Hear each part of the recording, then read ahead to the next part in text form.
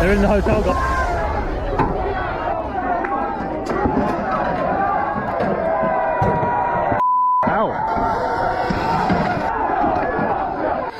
Oh wow!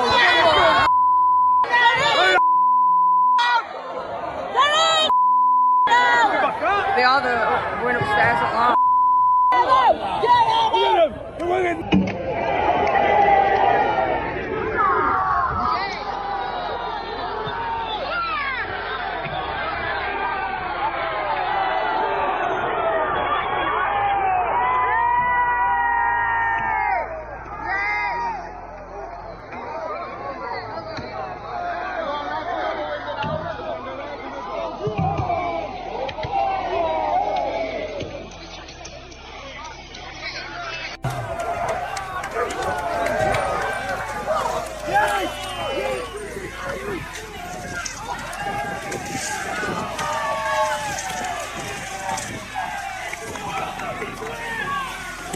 Stumped over, he's stumped over. We've tiptoed the boiling point here. They're in there. Go in there!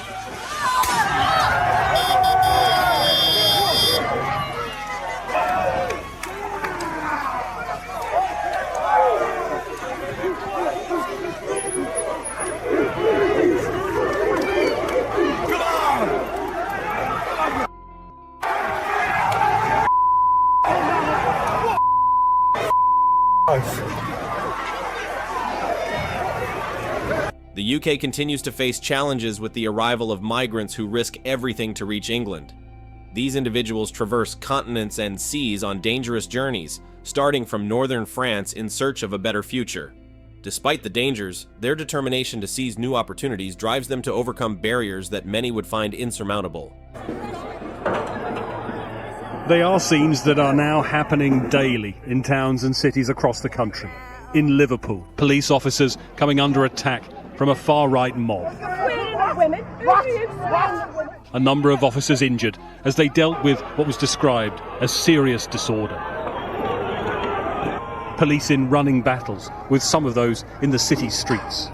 They knew protests were planned, but images show the scale of the crowds. And this just a few miles from Southport, where the attack on children at a dance class seemingly lit the fuse. Similar scenes in Nottingham, bottles thrown as fighting broke out. And in Blackpool, where more fighting broke out in the crowd. Their loyalties very clear. Any person organising or taking part in the procession is committing an offence. In Belfast too, a hotel housing migrants was the target, leading to clashes with police. More than 24 protests have taken place across the country. Last night it was Sunderland that saw the worst of the violence, its streets bearing the scars today, and prompting this warning that those responsible will face action. Well, the police need to lead operations in communities across the country where there has been both violent disorder and thuggery on the streets, which is completely unacceptable, completely damaging, and where the police need to know they have our full support, taking the strongest possible action, making sure that these criminals face the full force of the law. In Manchester today, a supermarket was ransacked by a mob as they ran from police. Refugees are welcome here. But the city also saw one of the many counter-protests today, anti-fascists marching with their message. A sense that some are not willing to stand by as the wave of summer violence rolls on, and among others, since the beginning of January, more than 8,000 individuals have arrived along the shores of England, marking a record for this time frame. Unfortunately, at least 15 have lost their lives during their journeys. As of 2022, approximately 14% of the population in the UK was born abroad. This percentage aligns with other wealthy nations such as the United States and the Netherlands, yet it remains below the figures seen in countries like Australia, Canada, and New Zealand.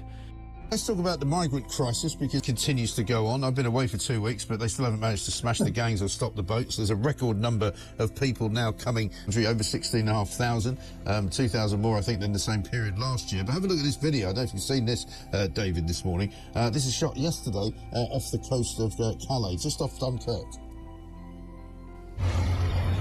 This is for Rishi Sunak. Fairly succinctly put, this is for Rishi Sunak. A bunch of migrants on what they're calling a taxi boat, which appears to fox the French authorities. It comes out at one sort of side of Dunkirk, goes up the bay a little bit, and then comes back in, then joined by a load of people on it. But this is for Rishi Sunak, so it's a pretty clear message that they know what's going on, these migrants. It's not as if they're just coming here, hope for the streets to be paved with gold because they believe something they were told by a people trafficker. They do know what's going on politically. Yes, yeah, and I've had colleagues over in France actually talking to migrants in the past, and it's, they do know what was going on. There were people waiting there to see what happened as a result of the election and whether Rwanda would go ahead or not. I'm still not personally convinced that Rwanda would have been the solution, frankly. I mean, nobody was actually seen on one of his planes, and they did cost a small fortune, even with no dissent.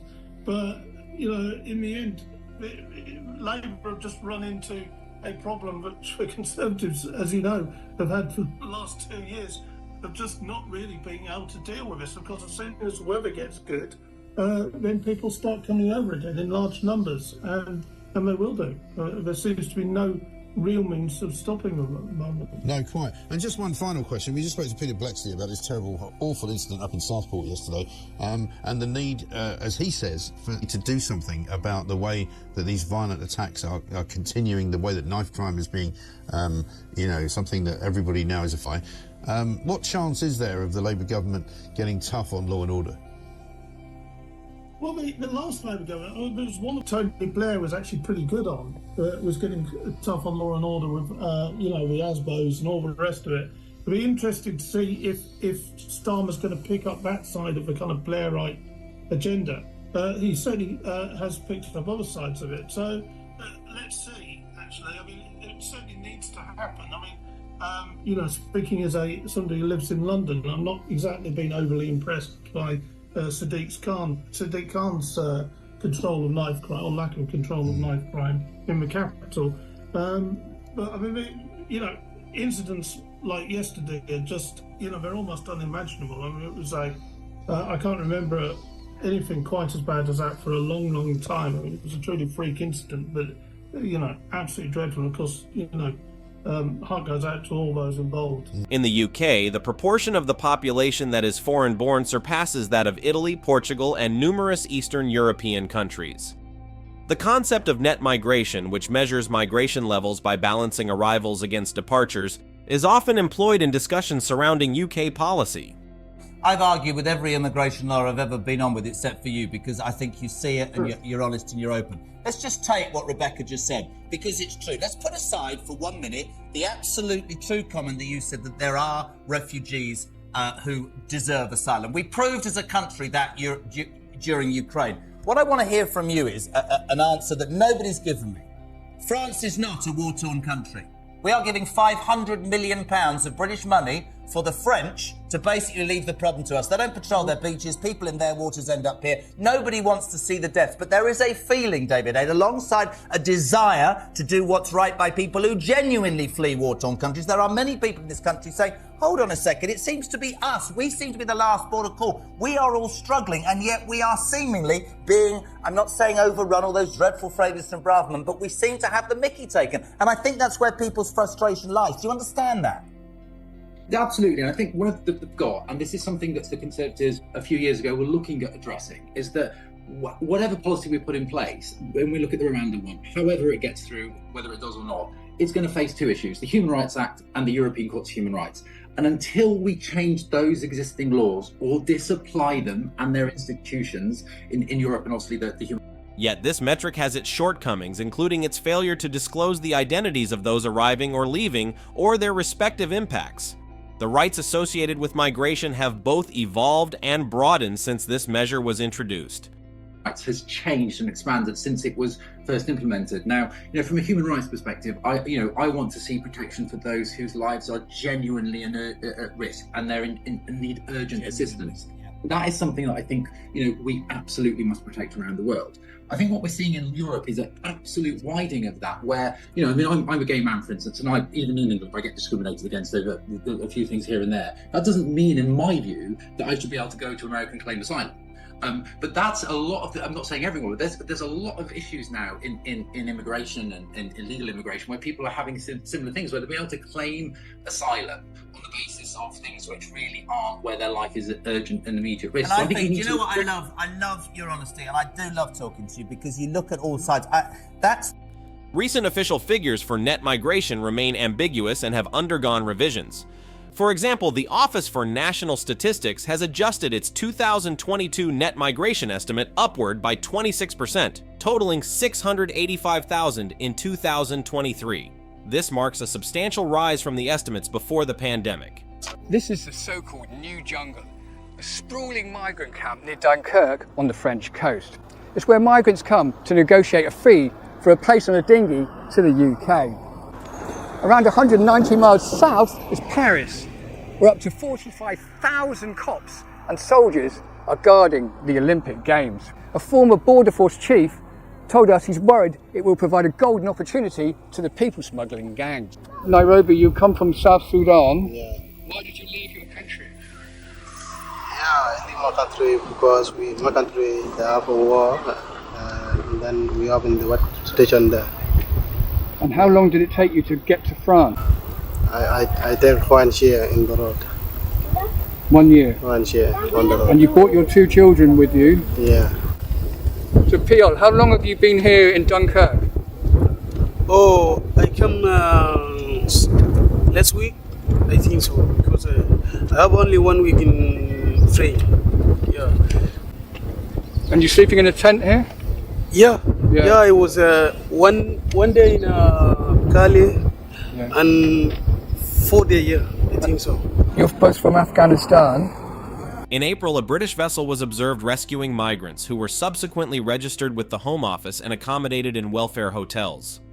Yeah, so I will go, but I don't like to go to Rwanda, but I want to go to UK, and then I will go to UK, but I never return back to Rwanda, because when we're coming, Rwanda is Africa also. Yeah, if we need to go to Rwanda, so I cannot come with some Sea. Then I will go to Rwanda there. Well, they've now stopped this. They're not going to send anyone to Rwanda now. That's finished. It's finished? It's finished, okay, yeah. Thank you. Thank you. What do you hope for your children, your dreams for your children when you get to the UK? So I cannot say now because I never reached there. I never got a job. So let me reach there, so everything will be okay.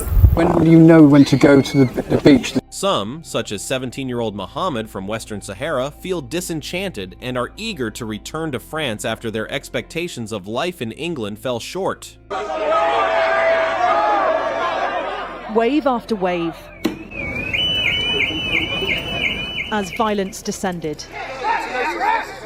Scenes across the country now at risk of becoming normalised. Among the worst, Liverpool, parts of it set on fire, including a library. The morning after, and the city still smoulders. Disgusting. It's a reason for violence. It's not certainly not in my name. Nazis burn books. These have gone one step further and burnt a library down. Protests, yeah, but not actually going around damaging things. That's not going to work. It's just going to get you in a lot of trouble. Disorders swept across the UK in the wake of the Southport knife attacks, catalysed by disinformation online. There's a differential between what happened on Tuesday in Southport and what happened here. Definitely on Tuesday there were people bussed in from all over the country because we know that, because we see the travel patterns. This was more about local youths being stirred up by social media, by that communication of everybody, let's get together and all that. Mahmoud from Jordan and Aladdin from Syria are confronting harsh realities. They arrived seeking a brighter future, but now find themselves stuck, hindered by the sluggish asylum process, scarce job opportunities, and persistent uncertainty.